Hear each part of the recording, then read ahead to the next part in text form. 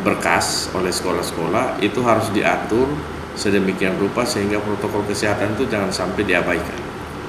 Memang SMP 5 tadi itu bukan PPDB tetapi penerimaan rapor dari orang tua siswa kelas 8. Jadi saya juga sudah omong langsung dengan orang tua dan kepala sekolah dan guru yang melayani untuk mempersiapkan protokol kesehatan manakala kita akan mengundang orang lain dalam jumlah yang lebih dari 3, 5, 10, bahkan tadi itu kurang lebih ada 80-an orang tua siswa bersama anak-anaknya.